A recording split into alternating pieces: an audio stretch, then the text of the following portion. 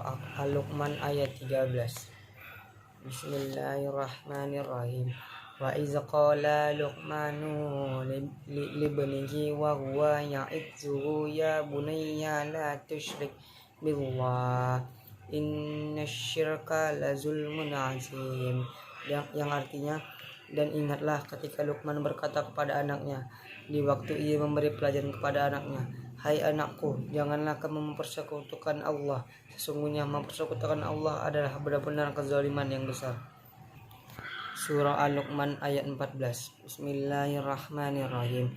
Wa wasainal insana biwalidayhi hamalathu ummuhu wahnan ala wahni wa fisaluhu fi amaini anishkur liwalidayyak illa yal masyir.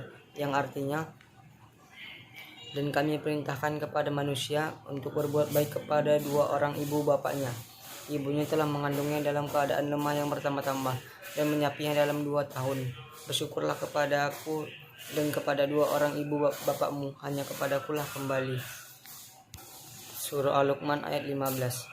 Wa in jahadaka ala an tusyrika bima laysa laka bihi ilmun fala tuti'huma wa syahibhuma fid dunya wa rufahu wa tabbih sabila man ana ilai summa ilayya marji'ukum fa unnabi'ukum bina kuntum ta'malun.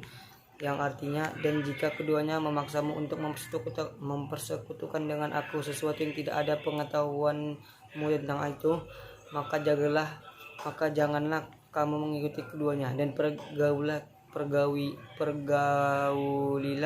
keduanya di dunia dengan baik, dan ikuti jalan orang yang kembali kepadaku. Kemudian hanya kepadakulah kembalimu, maka kuberitakan kepadamu apa saja yang telah kamu kerjakan.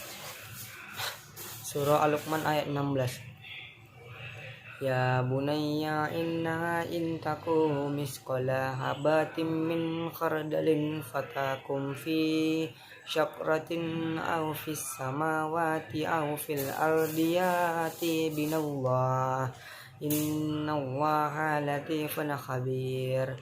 Yang artinya, hai anakku, sesungguhnya jika ada sesuatu perbuatan seberat biji sawi dan berada dalam batu atau di langit atau di dalam bumi, niscaya Allah akan mendatangkan membalasinya.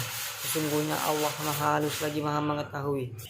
Surah Al-Luqman ayat 17. Ya bunayya aqimis sholata wa murbi marufi wa anil munkari wasbir ala ma asabak inna zalika min azmil umur. Yang artinya, hai anakku, dirikanlah salat dan suruhlah manusia mengerjakan yang baik dan cegahlah mereka dari perbuatan yang mungkar dan bersabar terhadap apa yang menimpa kamu.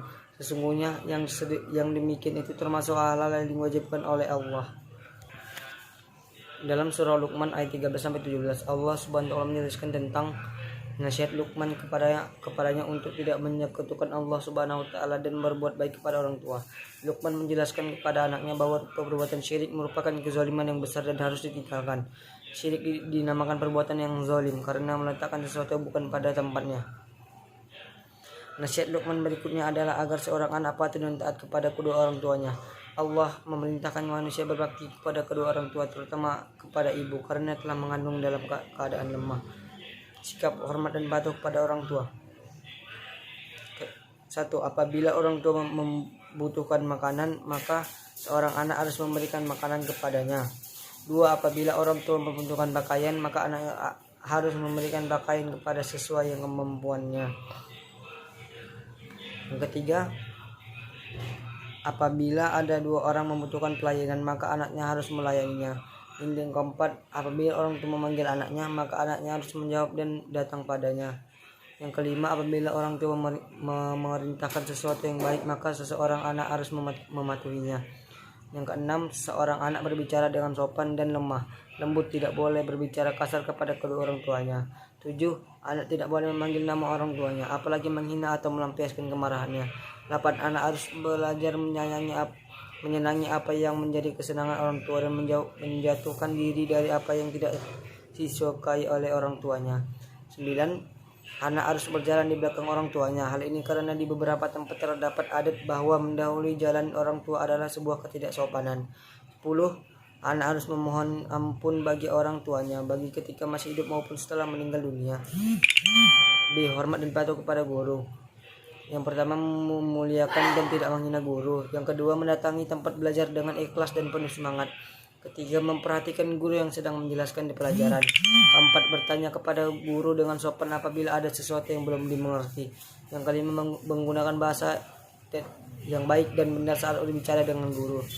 Yang keenam, bersikap rendah hati terhadap guru meskipun ilmunya sudah lebih tinggi dari guru. Itu saja yang bisa saya sampaikan. Assalamualaikum warahmatullahi wabarakatuh.